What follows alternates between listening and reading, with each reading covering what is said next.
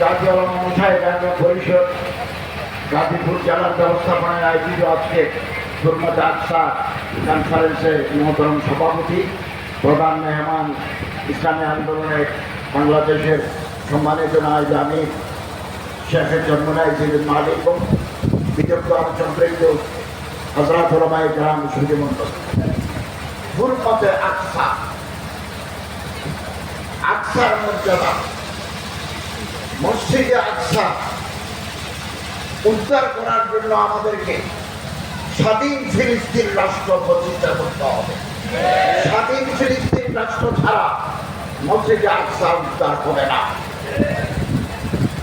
Israel 7 October থেকে পর্যন্ত 38,000 মানুষ মেরে ফেলেছে।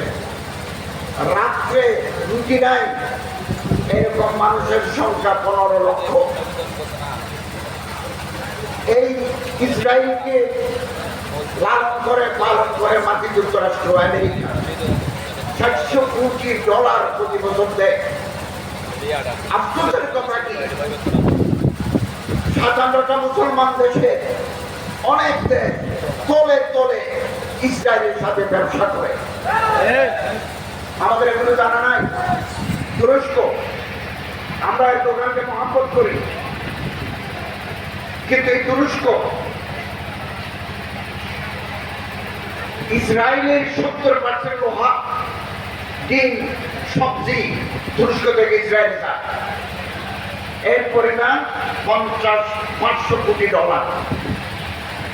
$50 কোটি ওখানে যায় প্রতি মাসে। তেল দেয় দুটো মুসলমান দেশ, আজারবাইজান, কাজাখস্তান তেল দেয়। সৌদি আরব, আরব আমিরাত ছোট্ট একটা ফ্যাক্টরি ইসরায়েলকে তেল দেয়। এবং ইসরায়েলের যে ডিভাইসেস, ইলেকট্রনিক ডিভাইসেস, এগুলো আমদানি করে মুসলমানরাই আমদানি করে ইসরায়েলকে। ভিতরে ভিতরে তারা ইসরায়েলকে তলে তলে সহযোগিতা করে যাচ্ছে। তারা হচ্ছে তাগুত।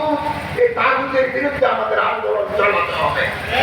ইসরায়েলের বিরুদ্ধে যেমন আমাদের আন্দোলন, তাগুতের বিরুদ্ধে আমাদের আন্দোলন। আমাদের এই বাংলাদেশে স্বাধীনতার পরে পাসপোর্টের উপরে একটা স্ট্যাম্প ছিল, all countries of the world except South Africa, Namibia and Israel.